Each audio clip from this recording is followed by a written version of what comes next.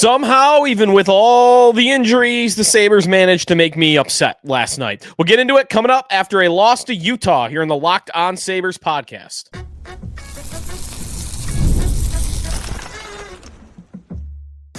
You're Locked On Sabres, your daily podcast on the Buffalo Sabres. Part of the Locked On Podcast Network, your team every day. What is up, everybody, and welcome into this Thursday edition of the Locked On Sabres podcast. Thanks for making us your first listen every day. We are free and available wherever you listen to your podcast. You can watch the show on YouTube. Be sure to check us out there. If you do, like and subscribe. You want to become a part of our Locked On Sabres text club. That's always a fan favorite, listener favorite. You can do that by going to joinsubtext.com/Locked On Sabres. Part of the Locked On Podcast Network, your number one sports podcast network, the number one sports podcast network. Sneaky Joe DiBiase here, between games, lost to Utah last night, in Colorado tonight. Get into the Colorado game, back half of today's show. I want to get into a lot more today on recapping what we saw last night in Utah. Also, Michael Kesselring, I think, said some dumb things about the team. He's 7 games in. He hasn't recorded a point yet, but he's already said something that has some fans being angry. So, a lot to get to on today's show. Was trying not to set myself up for being upset during this road trip. Kind of had talked about how all the players being out that they have, and they're playing some good teams, and at the same time, I did say yesterday was a must-win on some level because I do not believe the Sabres are going to beat the Colorado Avalanche, who are the number one team in the National Hockey League, after playing the night before and being on the road with a team that's missing a ton of players. But here we are. They lost last night, and God help them against the Avalanche. We'll get into the insane odds of this game. The Avalanche are as big of a favorite as you ever see in the NHL for tonight's game. But before we do any of that, last night's game, watched it back early this morning before the morning show on WGR 550, recorded it, woke up 4 a.m., let me put it on, get the walking treadmill going, and let me watch this game. I watched the first period yesterday, and then I watched the second and third this morning, and I was like, all right, this is a good start to my day. They're up. They're winning. I knew they were up 1-0. So I forward to where I left off early in the second period. And then an amazing goal, like super skilled goal. Isak Rosen, his second of the night. Loving what he's doing in the last couple of games. He's been playing in the top 6, which I think helps him do that. Noah Ostlund, finding him on the pass. I thought he had a very strong effort. And they're up 2-0. And I'm thinking, well, they're not really playing all that well, but because really they were getting outshot at that point. They were doing pretty well, I think, in terms of like shot attempts and scoring chances, but they were getting outshot. But it didn't feel like a game they were really going to hold to that level. I thought at some point Utah was going to come on strong. Then after that goal, an amazing shift that almost made it 3-0, and you really got to wonder what goes differently if it ends up being 3-0, because after Rosen scores at 6:42 mark of the second period, out comes the fourth line, who I think's been pretty good since they've been put together. Krebs centering, Josh Dunn, and Beck Malenstein. They come out and they are all over Utah with the forecheck, and they're forcing turnovers. They're keeping the puck in the zone, and finally they muscle the puck to the net, and there's a scramble. There's chaos. Vejmelka, Utah goaltender, is on the ice, scrambling himself. All the Utah players are looking down.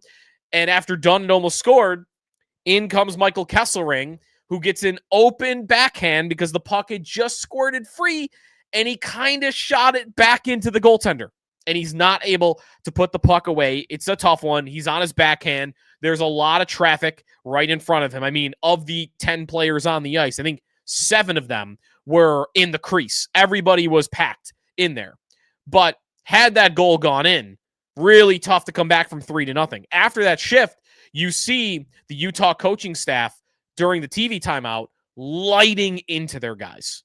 Like, this is unacceptable. You're getting your butts kicked by Buffalo with half their players, and you got to pick it up.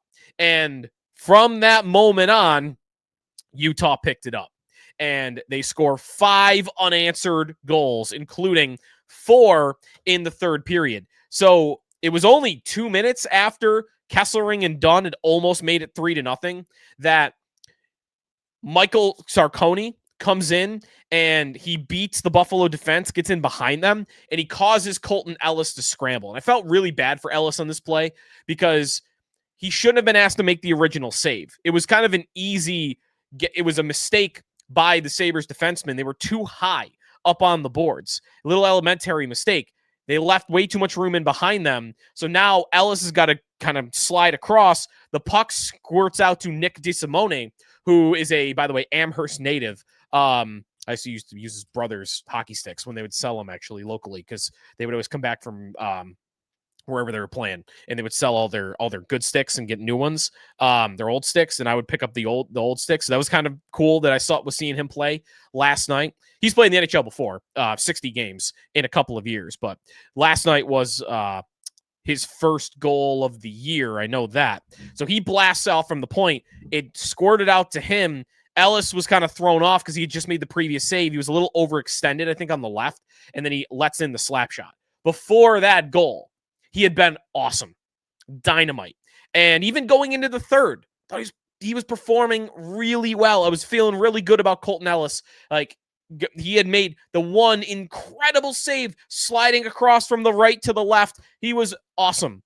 And then in the third period, I don't want to make all the excuses for him because I do not think every goal was impossible for him to stop. I think he could have stopped JJ Peterka on the first goal for Utah in the third period. I think he probably could have stopped Lawson Krause, who beat him up top on the side angle. And that might be the one that you would actually blame on Ellis the most. Schmaltz, that's a tough one. I mean, that's a great offensive player that's got a wide open wrist shot right in front of you. That's a bad job by the defenders. And then there's an empty netter. So the 4 goals he allowed, I don't really love the Krause goal. The others, I guess, were kind of acceptable. It ends up looking like a bad game for him. And you got to call it what it is. I mean, it's not a good game. You can't allow 4, no matter where the goals come. It was a great first 2 periods, but they could have used him to steal a game for them in the third period, and he was not able to do it. I do not think he got much help in front of him, though. The Sabres were abysmal in the third period. And this is why I'm going to go against what I'd said going into the game, that I don't want to get too upset, too worked up on their results when they're missing so many players. Here's why I'm changing that after last night. Because we got a game where the guys that were in the lineup filling in for the injured players were the ones who showed up and played the best. I think, honestly, the Sabres' best 3 players last night, to my eyes, were Isak Rosen, Noah Ostlund, and Josh Dunn. 3 players that started the year in Rochester and are all only here because of injuries. Dunn might not have started in Rochester. I don't remember. He might have been a guy that they needed to waive. But they were your best 3 players last night, in my opinion. I think most would at least agree on Rosen and Ostlund. I'm not sure how the numbers actually look on Dunn for last night, but I liked a lot of his shifts. When your 3 best guys, and those 3 especially, but Rosen and Ostlund, because they're playing in bigger roles. They're playing in the top 6. They're playing on the power play. They're being asked to be secondary goal scorers on this team.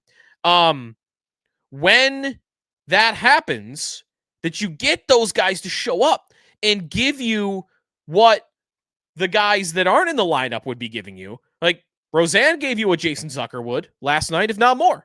Ostlund gave you what Josh Norris, Zach Benson would give you last night. I thought he was great. They had the puck the whole night. They scored goals. They were pretty good at the end at the power play. Like, they gave you what the guys they're replacing would give you. So now it's left up to your best players because you're getting the help that you supposedly weren't going to be getting. You got it. And what did we get from the Sabres top line last night? Ryan McLeod, Alex Tuch, and Tage Thompson, who are supposed to be the one solid line that you can get a game from, night in and night out. You have 2 guys that consistently are putting up 70 or more points. And you have a guy that was a 20-goal scorer last year. a lot of players that are veterans that have a lot of games played in the league between the three of them. And they got outplayed by the two pipsqueak kids that are 150 pounds soaking wet on the second line. They were the best offensive players on the night for Buffalo. That can't happen. 0 shots as a line between McLeod, Thompson, Tuch. Didn't even get a puck on net, let alone one in the back of the net. Unacceptable from those three. You cannot have performances like that from those three players when you are where you are in the standings, and at the same time, you are getting the help that you usually do not get. Now, that was at least in the first 2 periods. Third period, I thought everybody stunk. Pretty much. Maybe Rosen and Ostlund weren't terrible, but most of the team was bad. They were letting chances come in from everywhere, in the middle of the ice, back doors, shots from the point, and then rebounds out in front. Like, man, they just could not do anything in the third period. And the third period, it's not like they were up in the third and playing prevent defense, which sometimes can happen in the NHL.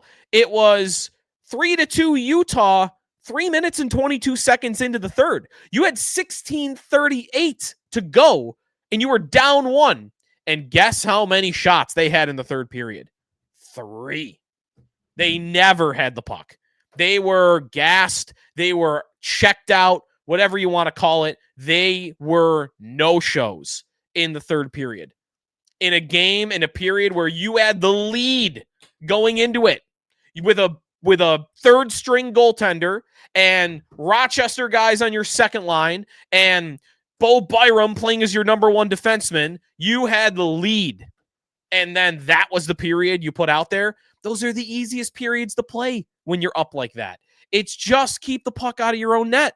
It's just limit the top chances. You don't have to play an overly complicated game. Those are generally the easiest games to play, and they've actually done well, I think, playing that type of style this year, and they just couldn't do it. It's a bad loss. It's a bad loss, especially with this game against Colorado on the horizon. So not feeling good at all about last night's game. They get outshot 37-19 at the end of it. And again, 5-7-4. Last place in the Eastern Conference. When we come back, Michael Kesselring had a thing to say while talking to Utah media that caught the ire of some Sabre fans on social media. I want to go through why I think he shouldn't have said it and why I also think it's not fully as bad as I don't even know. Maybe it is pretty bad. We'll let you decide when we come back here in the Locked On Sabres podcast.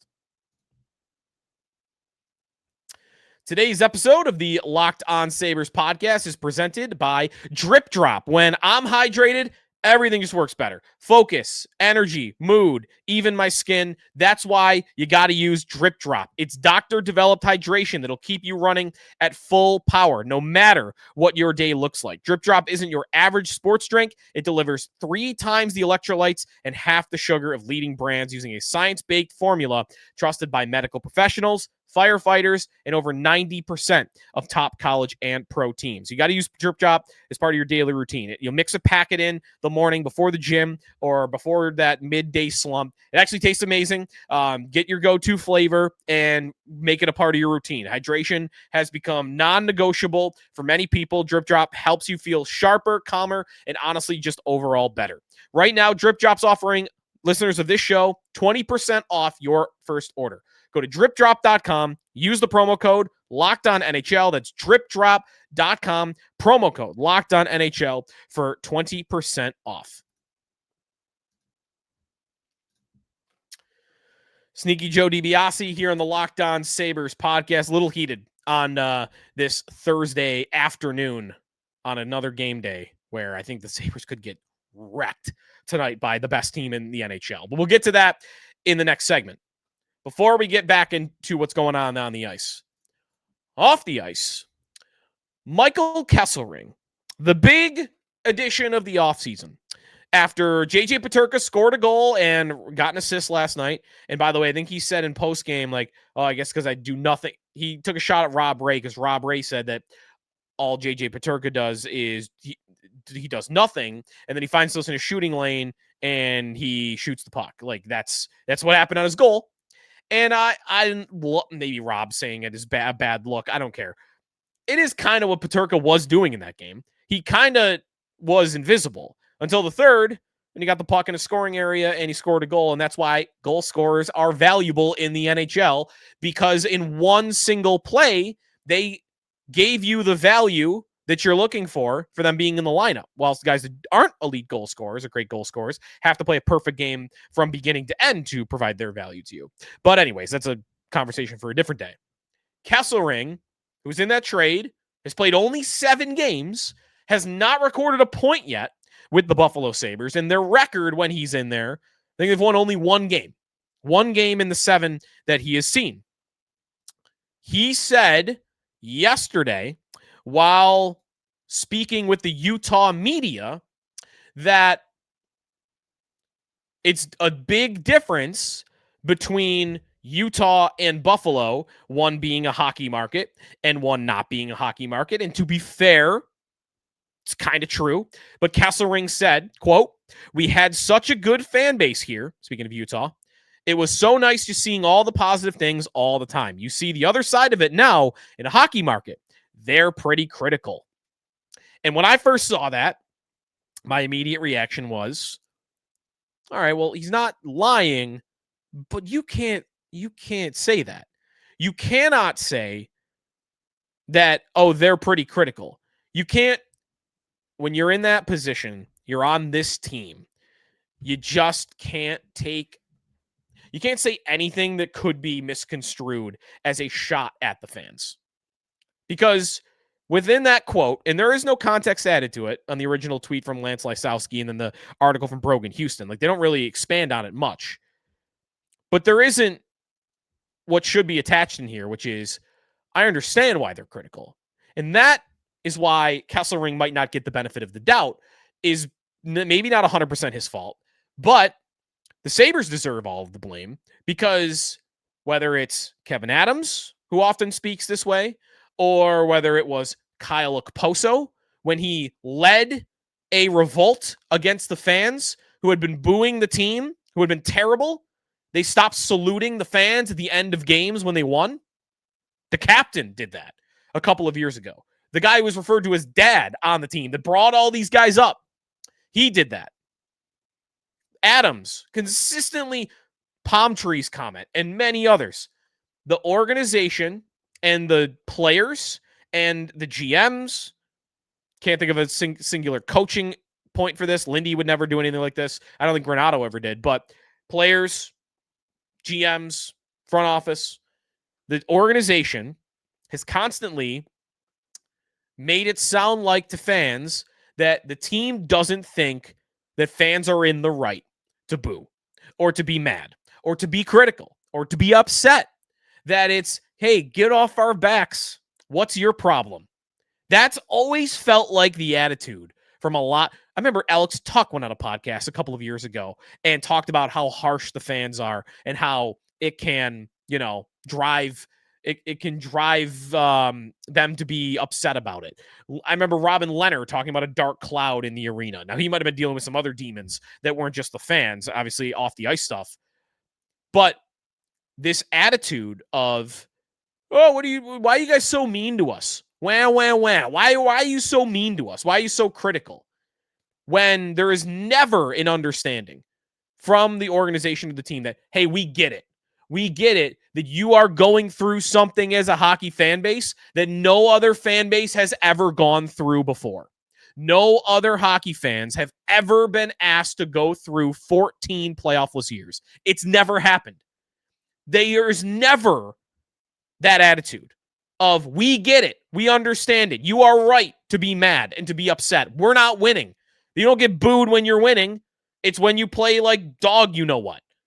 So that's not all what Kesselring is saying. I know. But it's just another paper in the file of, the Sabres don't really think fans have the right to be that mad about what's happening here.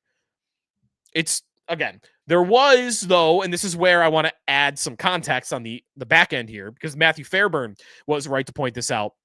Kesselring was on the What Chaos podcast a little bit earlier this week, or actually last week. And he did say that it's fun playing in a hockey town, said that Arizona wasn't a hockey town. And in Utah, people were trying to figure out how to be a hockey town. And here, people just are hockey people. It's been really fun. So this is where I don't want to go too hard in on Kesselring. It's much more anger attached from my end still, even after the fact, to some of the things that Adams have said in the past and what Poso did a couple of years ago. There are other examples of this, I know. Eichel maybe made some comments about booing once in a while when he was on the team. I don't want to go too far in on Kesselring because he doesn't say I hate it this way. He doesn't say you're not in the right, you're wrong to be mad at us, to be critical about us. He does say it's been really fun to be in a town where it's just hockey people. And when you add that context in, it's not as bad of a comment. But Sabre fans were mad when they first saw the original one. And, again, everyone's on edge. They're in last place again. The GM is still here in his 6th season. Everyone's on edge. All right. When we come back, how bad's it going to be against Colorado? We'll figure that out when we come back. Sneaky Joe DiBiase, this episode presented of Locked On Sabres by FanDuel. Wait until I tell you what the odds are for tonight's game between Buffalo and Colorado. That's coming up a little bit, but hockey is here. The NBA's back. Everything's going. No better place to get in on the action than FanDuel, official sports betting partner of the NBA. Even if you miss the start of an NBA game or an NHL game or a football game and you want to ride the hot hand, FanDuel has live bets on everything from who will score next to who will score last. That's always a fun one. Plus, you can even combine your live bets into a same-game parlay for a shot at a bigger payout. Or, listen, maybe sometimes you think, I really like 2 bets, but they're way in the minus money category, and I don't want to spend too much to make not much, so let me combine 2 things that are very likely, and let me get that closer to even money. It's another thing you could do with same-game parlays. Keeps every game more exciting, especially when your team is making a push. Right now, FanDuel is giving new customers, $300 in bonus bets when your first $5 bet wins. So head to FanDuel.com, sign up, play your game with FanDuel, the official sports betting partner of the NBA. All right, Sabres and Avalanche tonight. 9 o'clock puck drop. And the Avalanche are a great hockey team. They are my favorite team to watch over the last 5 years in the league because of McKinnon and Makar. The Avalanche in 17 games this year have lost in regulation once.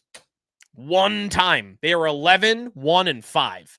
Kind of a weird record. I think they actually have the most, would be tied to the Sabres. No, they have more than the Sabres. The most overtime losses in the league this year. It's just kind of crazy, right? Like Makar and McKinnon, and they're losing in overtime all the time. What is that about? Because they've only won, I believe it's 1 game in overtime. So 1-5 with all that speed and skill.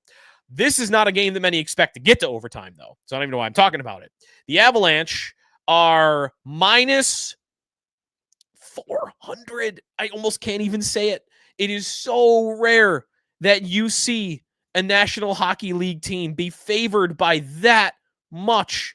And I get why it's the case. Everything that goes into it. The Avalanche did not play last night. They played on Tuesday against Anaheim, and they were at home. So they've already been home for a few days. Their last road game was on Sunday in Vancouver. They are an elite team. They're playing a team that played last night and is missing so many players in their lineup. And some of the guys that are in the lineup aren't playing that well anyway. So minus 400 for tonight's game. The Sabres are plus 300. And then over under 6.5, minus 115 on the over, minus 105 on the under. In terms of what we are going to see for lineups and what we are going to see for goaltending, one thing that I do want to say about the Avalanche is they are getting crazy good power play production this year so far from Victor Olofsson. I know, right? Like every day you're seeing an old Sabre that's thriving. Last night, Sam Lafferty scored like a McDavid crazy goal, which is insane of all people. Olofsson this year, 5 goals, 9 assists. That's 14 points in 17 games. He had 15 points in 51 games in his last season with the Buffalo Sabres. So far this year, of his 5 goals, 2 of them are on the power play.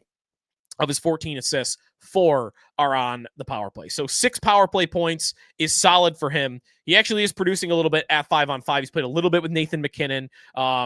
More recently, he's been on a line with Jack Drury and Gabriel Landeskog. Landeskog's back after missing multiple seasons. So Olofsson, a name to watch. 95 he's wearing in Colorado. MacKinnon no longer playing with Mikko Rantanen, but he is number 1 in the league in points by a wide margin, 6.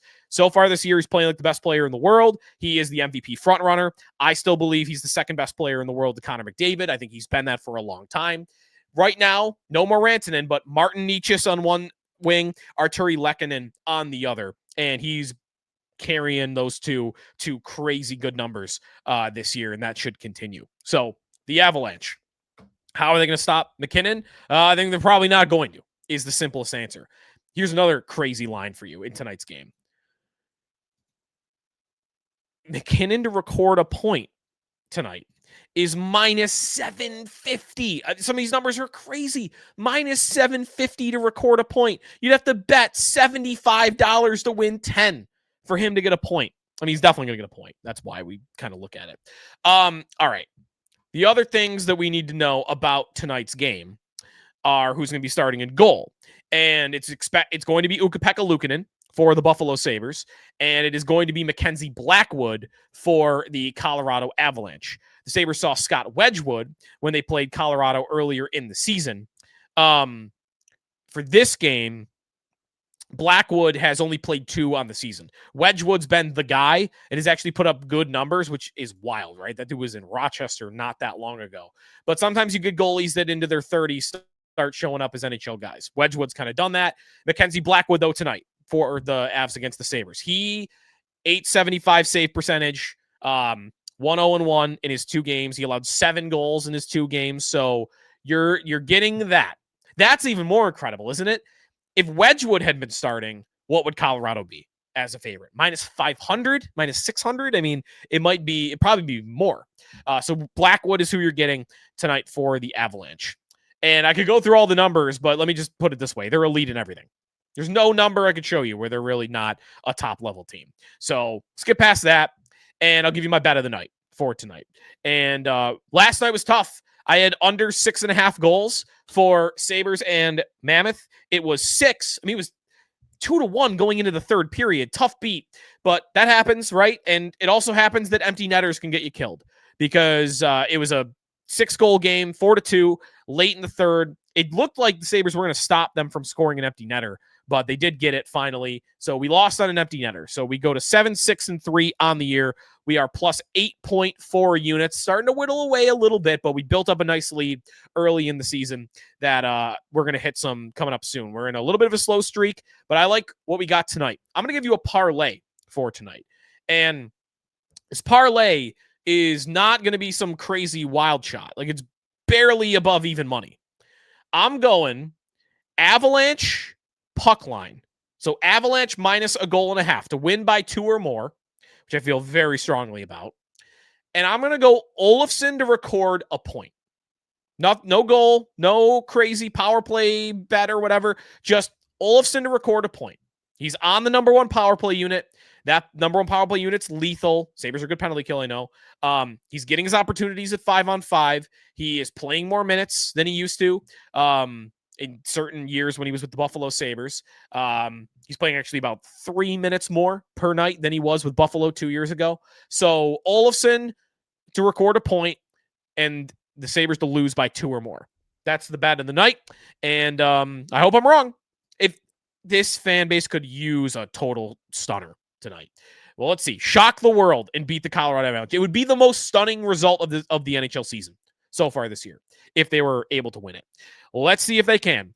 We'll talk to you after Sabres and Avalanche. God help us all. You want more hockey talk? Check out Locked On NHL, Locked On NHL Game Night. They've got you covered every game, every night until a Stanley Cup champion is crowned. You can find it wherever you listen to your podcast and on YouTube. We'll talk to you tomorrow here on the Locked On Sabres podcast, part of the Locked On Podcast Network, your team every day.